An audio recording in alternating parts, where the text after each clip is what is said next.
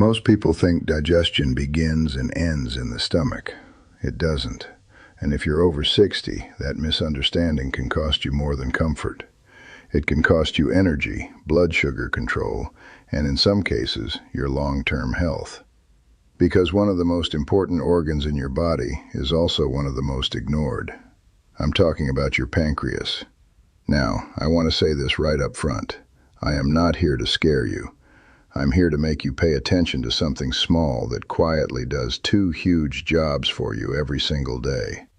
Your pancreas helps make digestive juices that break down food, and it also makes hormones like insulin and glucagon that help regulate blood sugar. In plain English, it helps you use what you eat and helps keep your energy system from getting out of control.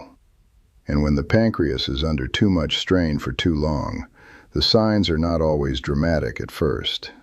Sometimes it starts as blood sugar swings, sometimes as fatigue after meals, sometimes digestive discomfort, sometimes a growing dependence on processed foods and sugary drinks that leave you feeling worse, not better. And sometimes people ignore all of that until something more serious shows up. I learned a version of that lesson the hard way in my own life. After 20 years as a Navy SEAL, I used to think the body could absorb almost anything if you were disciplined enough. Push harder, recover later, stay tough. But getting older teaches you what intensity never can. The body will tolerate abuse for a while. Then one day it starts sending invoices. Blood pressure changes, recovery changes, energy changes. The margin gets smaller. And that's when you find out whether your habits were supporting your health or quietly draining it. That's why today I want to talk to you about the foods and habits that put the pancreas under the most pressure, and what to do instead if you want to protect your digestion, your blood sugar, and your ability to feel steady and capable as you age. Let's start with the first big problem: refined sugar and highly processed carbs. This is where a lot of people unknowingly make life harder for the pancreas. I'm not talking about a piece of fruit. I'm not talking about oats or beans or a baked potato with a balanced meal. I'm talking about the foods that hit the system fast and hard. Sugary drinks, candy, pastries, sweet breakfast cereals, packaged snacks, foods that are stripped down, easy to overeat, and quick to spike blood sugar. When that kind of food becomes a regular habit, your body has to work harder to keep blood sugar under control. Over time, that can contribute to insulin resistance, where the body stops responding to insulin as well as it should. And when that happens, the pancreas often has to work harder to keep up. That's not a road you want to stay on for years. Now, I want to be realistic. I'm not asking you to live like a monk. I'm asking you to understand the difference between a treat and a pattern. A treat once in a while is one thing. A daily routine of sugar surges is something else entirely. So what do you do instead? You build meals that slow things down. Protein, fiber, healthy fats in reasonable amounts. Foods that digest more steadily. Eggs with vegetables, Greek yogurt and berries, lentils, beans, fish, oats, nuts, whole grains in portions that make sense for you. That kind of eating gives your body a steadier stream of energy and asks less from the pancreas all at once. The second big issue is sugary drinks. I separate these from food because they are one of the fastest ways to overload the system without even feeling like you ate much. Soda, sweet tea, juice cocktails, energy drinks, sweet coffee drinks. These can deliver a lot of sugar quickly, and liquids tend to move fast. That matters because the body has less built-in braking when sugar arrives in liquid form. A person can drink far more sugar in 10 minutes than they would ever sit down and chew. And over time, that pattern is rough on blood sugar control. If you want to protect your pancreas, one of the smartest things you can do is make water, unsweetened tea, coffee without a sugar bomb added to it, or other unsweetened drinks your defaults. Not your occasional choices, your defaults. That one change alone can lower the pressure on the whole system. The third problem is alcohol, and I want to be direct here. When people talk about pancreatic damage, alcohol is not a small issue. It is one of the major known causes of pancreatitis, And the risk becomes especially important if drinking is frequent or heavy. Gallstones are another major cause, but alcohol is one of the classic ones. And many people underestimate that because they associate drinking more with the liver than the pancreas. The pancreas does not make that distinction. So if you already have pancreatic problems, repeated abdominal pain, a history of pancreatitis, or unstable blood sugar, this is not an area to play games with. Even if you do not have a diagnosis, reducing alcohol is one of the clearest protective steps you can take. And let me say something that older adults need to hear without judgment. Just because a habit has been with you for a long time does not mean it has become safe. It may simply have become familiar. The fourth issue is smoking. If you smoke, your pancreas pays a price. Smoking is a major risk factor for pancreatic cancer, and it also increases the risk for pancreatitis. This is one of the clearest, best established risk factors we know. And the frustrating thing is that many people still think of smoking mostly in terms of the lungs. But smoking affects the whole body, including the pancreas, blood vessels, and the body's inflammatory burden. I know quitting is not simple.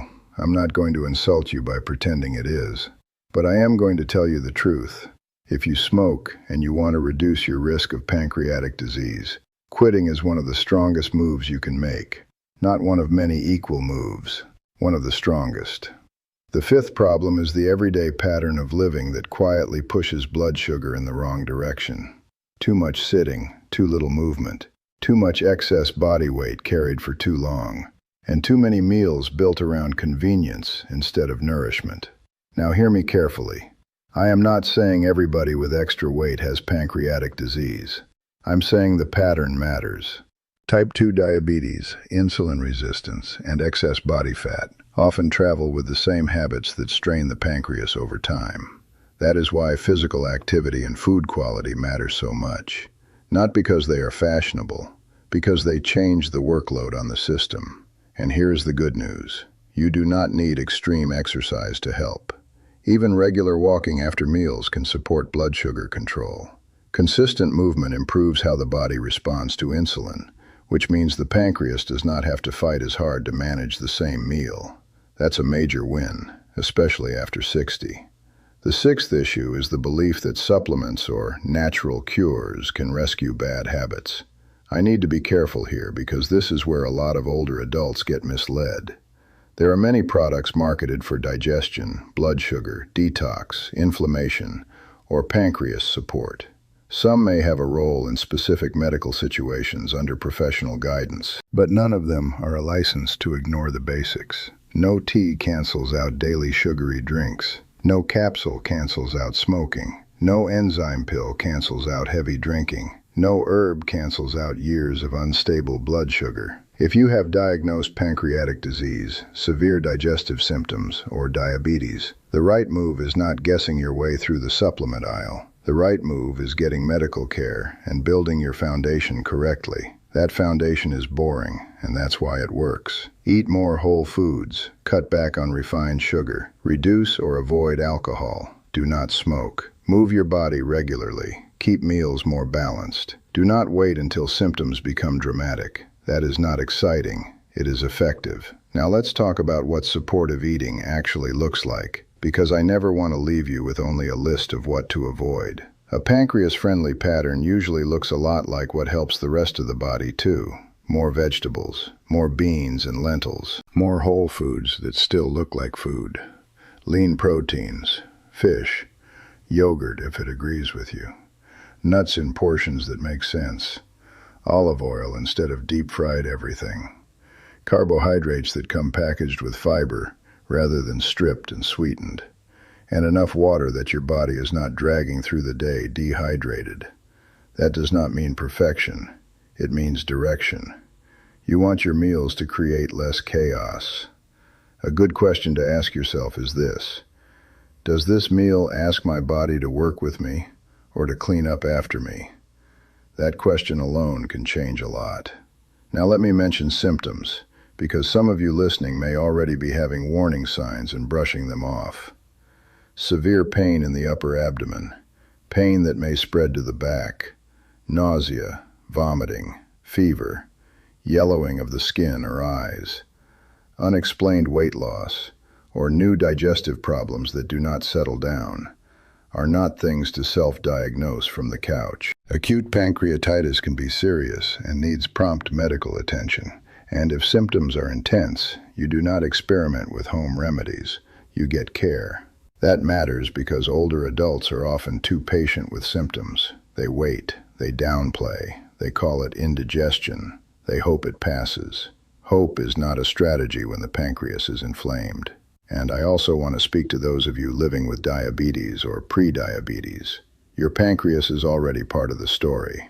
That does not mean you are doomed. It means attention matters even more. Blood sugar management, meal quality, medication adherence if prescribed, and regular follow-up become part of protecting this organ and protecting everything connected to it. So let me pull this together in the clearest way I can. If you want to protect your pancreas after 60, stop making it fight the same battles every day.